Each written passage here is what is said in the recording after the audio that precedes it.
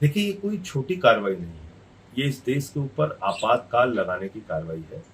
जब भारत की सर्वोच्च न्यायालय के अधिकार ही नहीं बचेंगे, सर्वोच्च न्यायालय के 5 जजों का फैसला, उसको अगर एक अध्यादेश के द्वारा पलट दिया जाएगा, तो फिर डेमोक्रेसी कहां बची, संविधान कहां बचा, कानून कहां बचा, लोकतंत्र कहां बचा, संघीय ढांचा कहां बचा, सुप्रीम कोर्ट कहां बचा? फिर तो मोदी मोदी है चारों तरफ। तो एक तानाशाह है जो डंडे से पूरे देश को चलाना चाहते हैं नरेंद्र मोदी जी। और अब विपक्षी पार्टियों को सबको मिलकर तय करना है कि क्या इस तानाशाही को हम लोग बर्दाश्त करने के लिए तैयार हैं? क्या इस देश में संघीय ढांचा जो हमारे लोकतंत्र का हिस्सा है, संविधान का हिस्सा है, वो रहेगा या खत्म हो जाएगा? और अगर लोग ऐसा मानते हैं कि भाई ये बहुत गलत फैसला हुआ है, तो जब ये बिल के रूप में आएगा राज्यसभा में, तो सारी पार्टियों को इसके खिलाफ खड़ा होना चाहिए। कांग्रेस पार्टी से भी बातचीत की बात कही जा रही है, लेकिन कांग्रेस के कई नेताओं का आप लोग के खिलाफ बयान आ रहा है। कल जो संदीप दीक्षित है, उनका एक बयान आया कि शीला दीक्षित सरकार से कुछ सीख लेनी चाहिए आम आदमी पार्टी को। देखिए, ऐसा है कि कांग्रेस पार्टी क्या कहेगी वो आप उनसे पूछिए।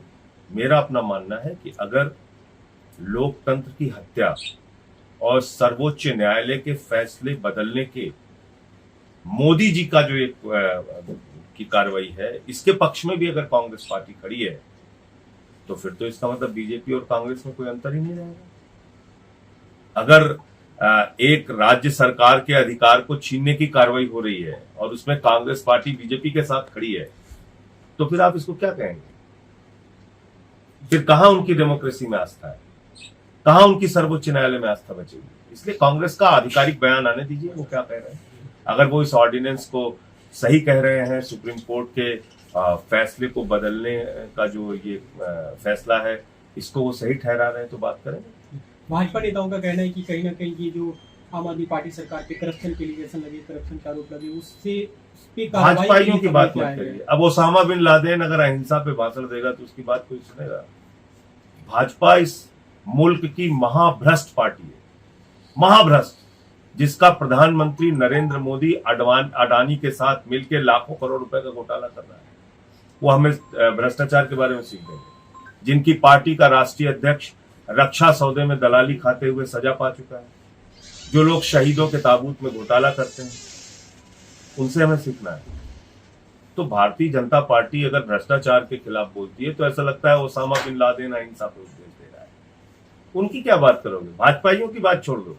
मल्लिकार्जुन खड़गे ने एक सवाल उठाया कि आप दलित को एक तरह से टोकनिज्म के लिए राष्ट्रपति के पद पर बैठा दिया और उनका सम्मान। ये तो साफ है, तो साफ। तो मैं तो शुरू से कहता हूं कि भारतीय जनता पार्टी और संघ ये दलितों और पिछड़ों का सबसे बड़ा विरोधी संगठन हिंदुस्तान के अंदर है। ये तो मैं 50 बार कह चुका हूं।